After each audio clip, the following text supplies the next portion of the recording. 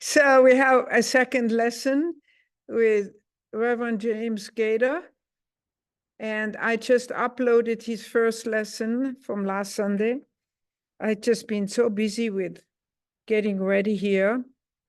But this is our second treat for us all this morning. So sit back and know that you're sitting in the presence of some real treasures. Okay? Well, James, we're all yours. Thank you, Maya. Appreciate your lovely introductions. It's always great to be here with you. So today, let's begin with a time of meditation. I invite you to take a few moments to relax. You're probably already somewhat relaxed coming into this sacred space and recognizing the divine light in all people, symbolically, recognizing the divine presence. So we relax into that. We open ourselves to the spirit, to the divine mind, to the reality of what we are. This morning, I want to share with you a couple of unity poems. They've been set to music. I won't sing them. These are unity poems that have been around for quite a while. They're beloved poems, lyrics. And as I share them with you, I invite you to take them into your consciousness, to feel the feeling of the words, to allow it to sink deeply into your heart and soul, to transform you. You may be familiar with these poems, but I'm inviting you to hear them anew and claim the truth in them for yourself silently. First poem is The Prayer of Faith by Hannah More Kohas. God is my help in every need. God does my every hunger feed. God walks beside me, guides my way through every moment of the day. I now am wise. I now am true, patient, kind, and loving too. All things I am, can do, and be through Christ, the truth that is in me.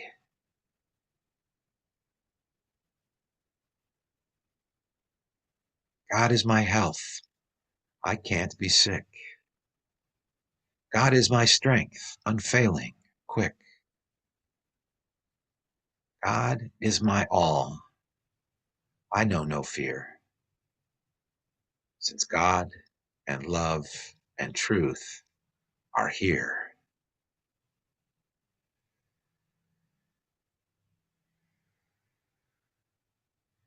This poem invites us to recognize our unity with the truth, with the Christ, with God, with health and strength, with all good. It invites us to affirm our innate divinity, helps us realize the presence of God. So I invite you to feel that.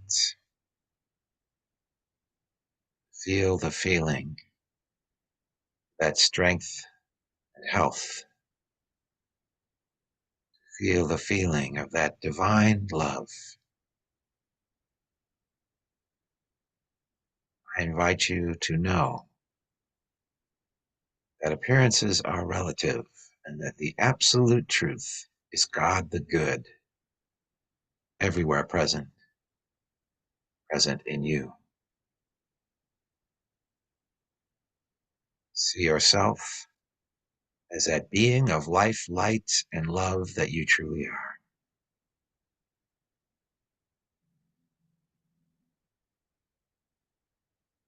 Our second poem we use to pray with others. So again, I invite you to remain in that feeling of life, light, and love that you are. See yourself as an instrument of the Christ that you are, to bless and heal others. I invite you to call to mind right now someone you choose to pray with, perhaps because they're facing some challenge, or perhaps simply because you want to bless them, because you love them. Whatever the reason, choose someone now. Second poem is I Behold the Christ in You. Again, I invite you to hold these words in your consciousness, to feel the feeling of them, to hold that loved one in your consciousness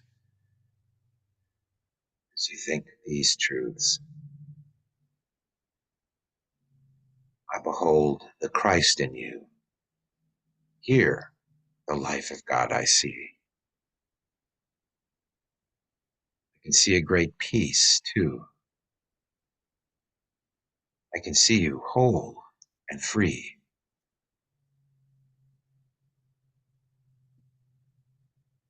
I behold the Christ in you. I can see this as you walk. I see this in all you do. I can see this as you talk.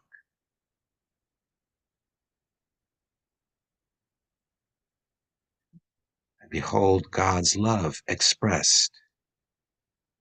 I can see you filled with power. I can see you ever blessed. See Christ in you hour by hour.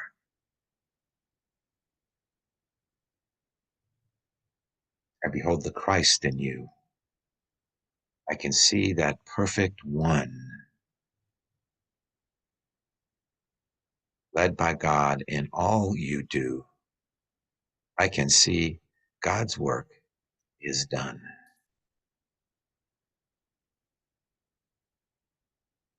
Hold to this awareness of the Christ light, life, love, and truth within us and in those we hold in consciousness. We recognize that our affirmations, our consciousness, being transformed through our realization of the Christ within, God within. And that when we pray with others, we connect with them in love. Our consciousness of the divine presence connects with their consciousness of that presence, and expands and brings forth blessings and healings. We gratefully accept the healings that are now happening, the blessings that are now occurring. Gratefully accept them in the Christ consciousness. And so it is. Amen.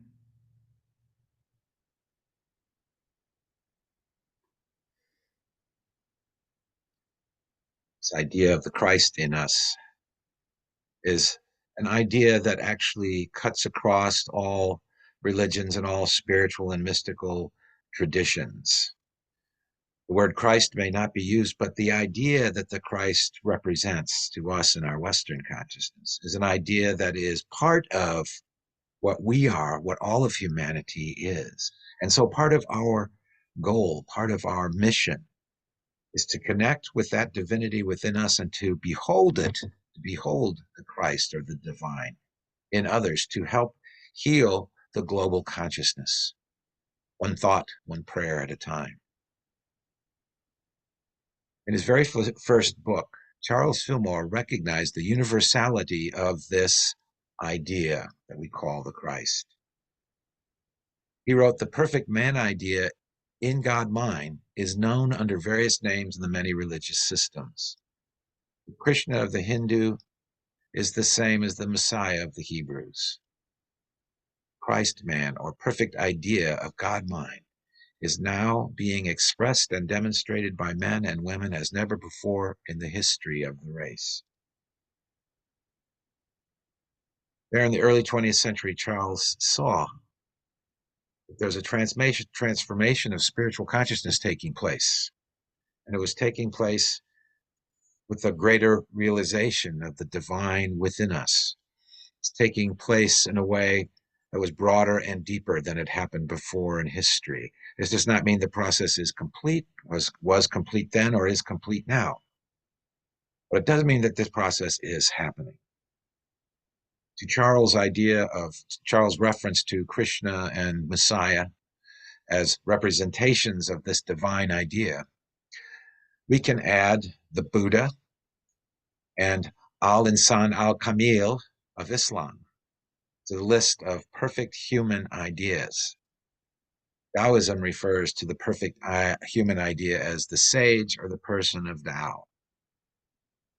Perfect human idea or true self in New Thought and Christian Science is called Christ and is especially associated with healing.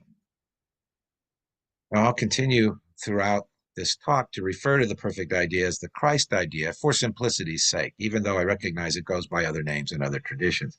I don't want to have to keep saying the Christ, Krishna, Messiah, Buddha, Al-Insan, Al-Kamil, person of the Tao idea.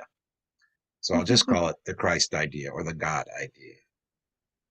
Also, to keep it simple, I will only be talking about the Christ idea as it is found in the Unity, New Thought, Christian Science tradition, the Metaphysical movement, which is again a name I'll refer to, the Metaphysical movement. However, if you need to mentally substitute some other name for Christ, feel free to do that as you listen. Well, what more can be said about this perfect idea or Christ? What is it? What does it do? How can we connect with it? So my plan in this discussion is first to look at what Carl Jung had to say about the Christ as an archetype. Second, I'll discuss the origin of the healing Christ idea as it evolved in the metaphysical movement, Unity, New Thought, and Christian Science teachings. And third, I will attempt to describe how we can access this Christ idea for healing. In a way, I feel this third part isn't really necessary because you hear it all the time. You're immersed in it here in the Unity consciousness, but I'll share on that nonetheless. So first, Jung's idea. Jung recognized the Christ archetype, and he wrote of that idea, that archetype, this way. He said the Christ archetype is the idea of an overpowering, all-embracing, complete or perfect being.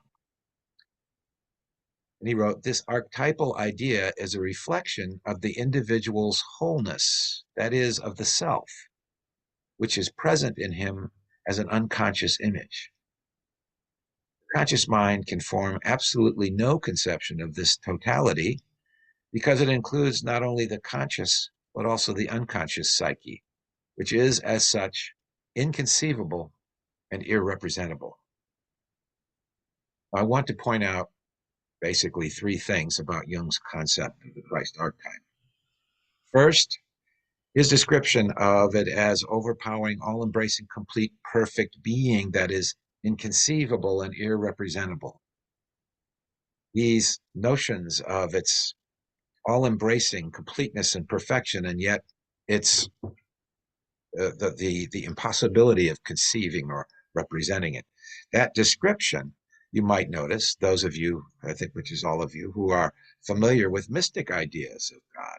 For the mystic, God cannot be described, but God can be experienced. So for Jung, this archetype could, in a sense, stand in for the idea of the mystic's idea of God. The second point is his description of the archetype as a reflection of the individual's wholeness fits with Bradley's idea of the absolute as the whole and wholeness as meaning of the good.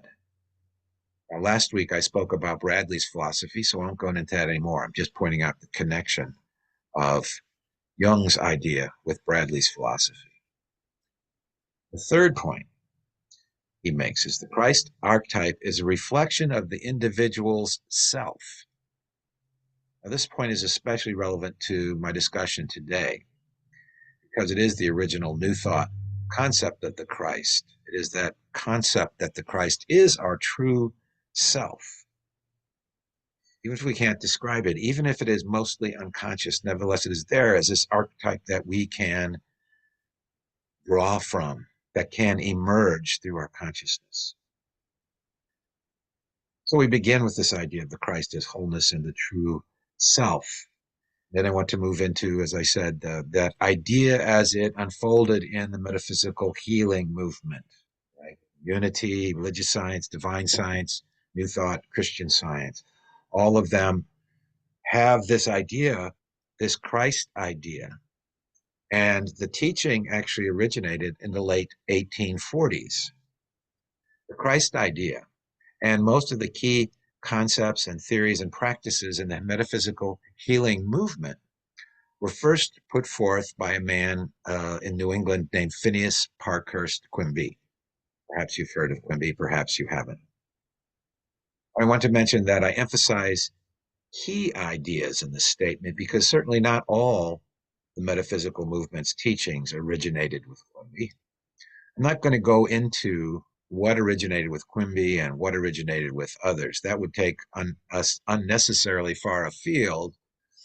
Instead, I'm going to focus on some of his ideas, some of the main ideas about God, Christ, and healing that are embedded in all of the metaphysical healing teachings that came after. Now, Quimby was originally a talented and successful clockmaker, but he became fascinated with what was called mesmerism, when lecturers came from Europe to America to promote and demonstrate the phenomenon of mesmerism, this new healing method that had taken Europe by storm. So the year was 1837 when Quimby first heard some of these lectures on mesmerism and demonstrations of it. Mesmerist theory, in a nutshell, was that the body has a magnetic field which can become unbalanced, and that unbalance causing ailments of different types. So the mesmerists would attempt to rebalance the field using their own magnetic field. Right? So this involved the process of making movements with the hands, okay? Similar to the kinds of modern method of healing touch that's actually used in hospitals and various other systems that are called energy healing. So mesmerists were working with what today maybe we would call energy healing. And the method worked well enough that it caused a sensation throughout Europe and America. Now, an interesting thing happened when the mesmerists were doing their work, when they were applying this method of passing their hands over people in a particular way. It would sometimes induce a trance state in the patient, what we now would call a hypnotic state or a hypnotic sleep even. Now, a few of the patients who entered into these deep trance states seemed to have the ability to diagnose illnesses and suggest remedies while they were in the trance state. Perhaps the most famous example of that particular practice was Edgar Cayce, although by the time Cayce comes along, the theory and practice of hypnotism had mostly replaced mesmerism. The induction of trance states through what came to be called hypnosis. So that's what Cayce was doing, was roughly similar to what these mesmerists did in the early days. So Quimby studied mesmerism and practiced it from 1843 to 1847. I'm just mentioning the dates to give you a sense of when this all sort of happened. Quimby was sometimes called upon by local physicians to induce an anesthetic trance in patients so that doctors could perform painless surgery. That was another common practice of the mesmerists, to use the trance state so that surgeons could operate without the patient being conscious, in effect. Now, it happened that Quimby also found a subject who could be put easily into a trance state, and while in that state, this subject would diagnose illnesses and prescribe remedies. The name of his subject was Lucius Berkmar. This is a common practice again among mesmerists. Quimby wasn't satisfied with the opinions or theories about mesmerism. He wanted to test things, so he devised various experiments, and through those experiments, he concluded that the mesmeric phenomenon, trance states and that sort of thing, were not actually caused by magnetic fields, but by mind. This is basically the same conclusion that James Braid and other founders of hypnotism came to. It's not caused by magnetic fields, but by mind. And so Quimby soon discovered a method for spiritual healing that did not involve hand motions.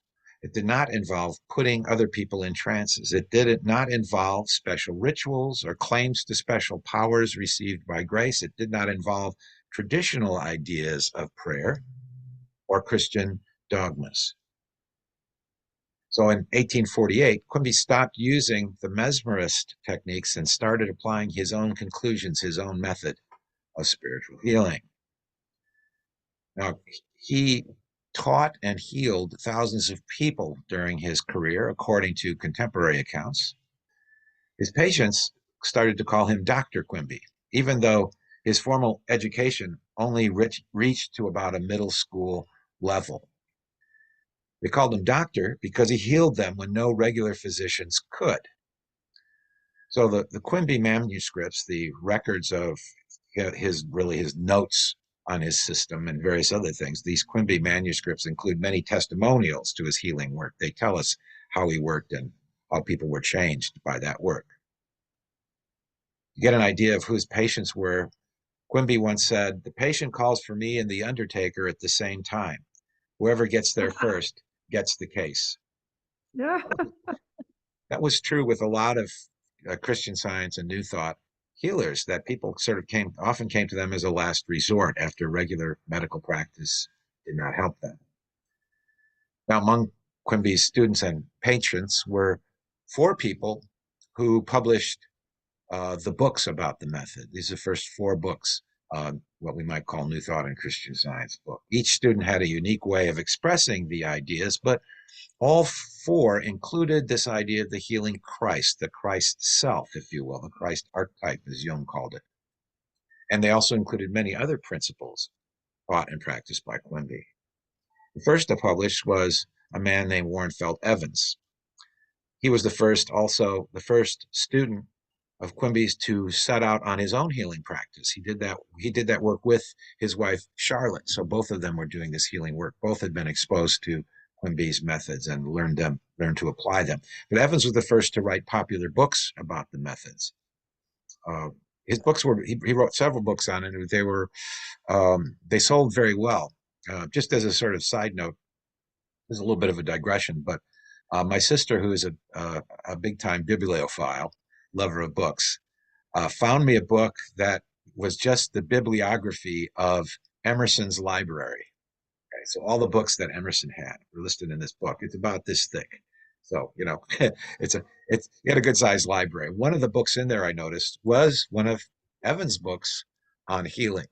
So his books had a pretty wide reach during his lifetime and for a while after. Anyway, Evans was a highly educated man, in contrast to Quimby's fairly humble education. So Evans was able to make connections between Quimby's ideas and a wide range of religious and philosophical thought. So it's from Evans' works that New Thought got its sort of universalist approach to spirituality, this universalist approach with which I began the talk today, this idea that all the different religions and esoteric systems of philosophy have these elements of truth that can be found in this mind cure philosophy. So that's one of the writers, Evans. Another one is much better known today, and that was Mary Baker Eddy, who founded the Christian Science religion. So she's kind of the first person to organize, to put forth the teachings, her own particular interpretation of the teachings, and organize it into a religion, as in contrast to, strictly speaking, a healing practice. The other 2 writers were Julius and Annetta Dresser, who were a couple who had met actually in Quimby's office and got married after they met there.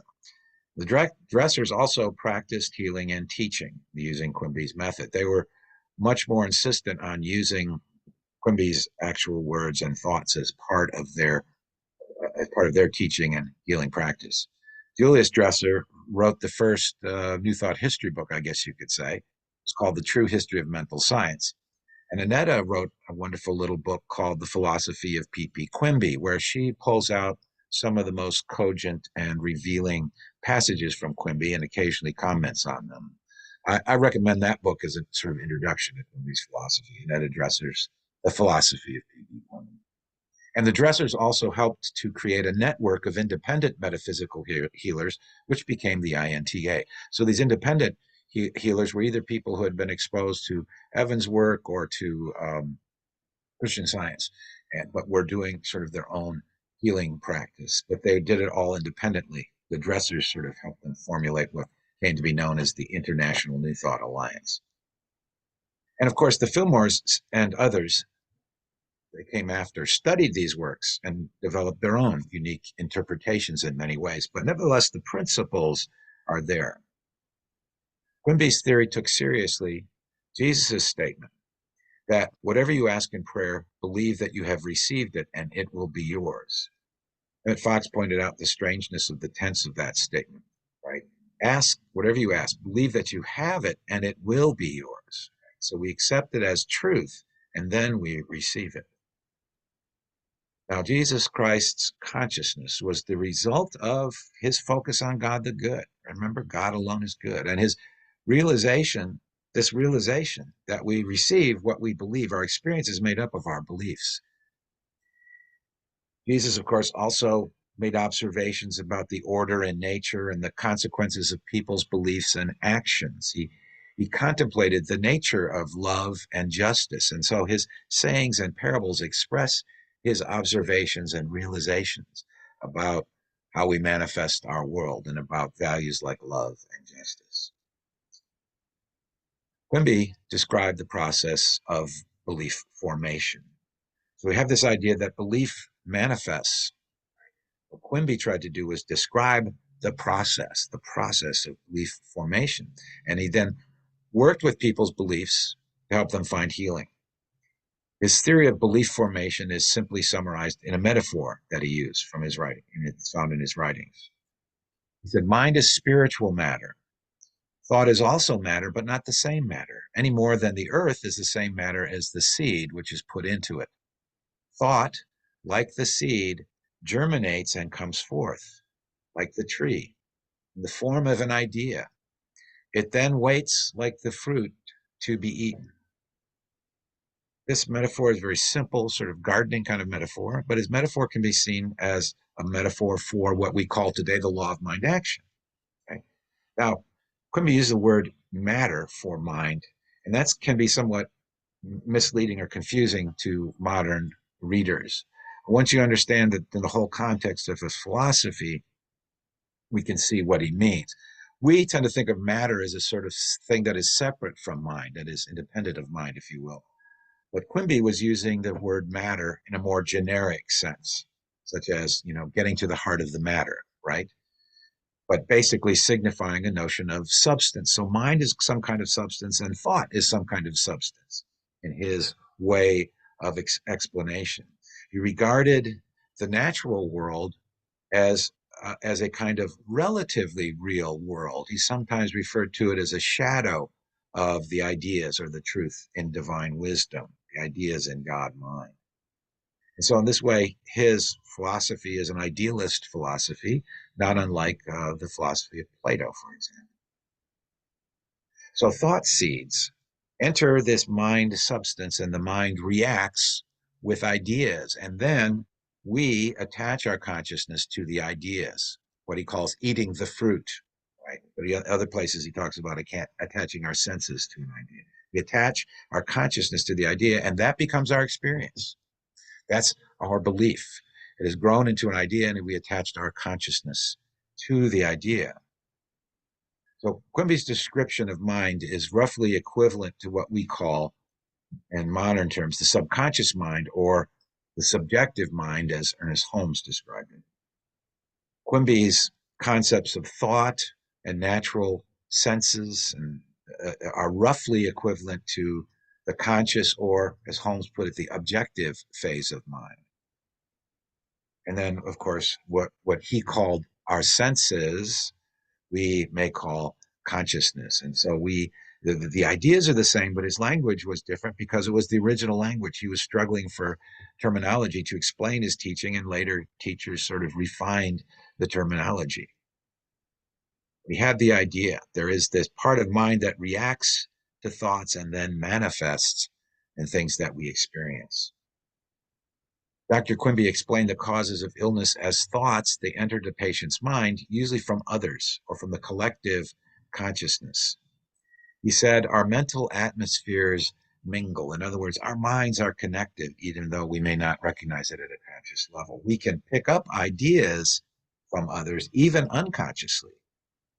We may also, of course, receive them consciously and may not think about them, but nevertheless, they're sown there in our consciousness. Now, this is an important point. You are not necessarily personally responsible for the thoughts that enter your mind, including the thoughts that create illness.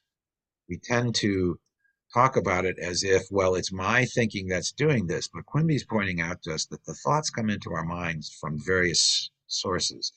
Frightening thoughts, disturbing thoughts enter our mind and create what Quimby called a disturbance. But what he's really talking about is what we call today stress. So these disturbing thoughts might come from our parents or associates. These disturbing thoughts can come from the fear-mongering teachings of Christian preachers, which is one of the things that Quimby struggled with in his day. There was a lot of fear in New England Christian religion. We might get these disturbing thoughts from theories of doctors. Now, today, such kinds of disturbing thoughts are regularly broadcast into our radios and television and the internet. They're regularly broadcast in pharmaceutical commercials. You know the ones where they describe a disease in detail and show you images to sort of suggest the disease into your consciousness. And then they tell you to ask your doctor about the drug that they're hawking, right? So those kinds of commercials, while they're partly informative, they're also partly suggestive in a way that can be harmful if we are not on our guard. Now, such thoughts don't always take root in the mind, praise be to God, as they say, but if they do take root, we might attach our consciousness to an idea of illness and thereby experience it. So Dr. Quimby would explain this theory to patients and proceed to argue against whatever belief caused their illness and argue for the truth of health. The argument then would relieve his patients of their troubles. Their troubles would disappear. Sometimes this took only one treatment. Sometimes it took multiple treatments. Now, part of his treatment then was teaching his theories and explaining how disease is caused in the mind and how it can be remedied. But also part of it was something that he called clairvoyance, what we might call ESP today, or telepathy. Somebody would enter into a passive state, as he described it, probably a light meditative state, as we might call it. And he focused his full concentration on the feelings of his patients. He allowed himself to get in harmony or in empathy or what he called sympathy with his patients. So this sort of silent love connection that he would establish. And then he intuitively felt what they were feeling and got a sense of what idea caused the trouble. He would tell patients what he felt they were feeling. Those who received the treatment admitted that he seemed to know what they were feeling. He seemed to know the causes. While he was doing that, he would silently, mentally deny the errors that caused the symptoms and affirm the truth of health for his patients. He would feel the life and health of God in harmony and empathy with them. He would, as our meditation said today, he would behold the Christ in them. Now, Warnfeld Evans and the Dressers learned and applied this method of clairvoyance in their healing work too, but that part of the method was basically dropped by most later metaphysical healers. Despite dropping the clairvoyant method, modern practitioners continue to use silent truth affirmations for those with whom they pray. There is an assumption that we are all connected in mind. We're connected to each other in spirit or mind, and that as we hold these thoughts with people, that somehow we make that connection. In some sense, our prayers connect to the consciousness of those with whom we pray, because we are all one in spirit and in God. So clairvoyance may have been dropped, but the basic concept of that connection is still very much part of New Thought teachings. Quimby said that the truth is the cure. So what was this healing truth that he taught? Here's where we get into some of the essentials.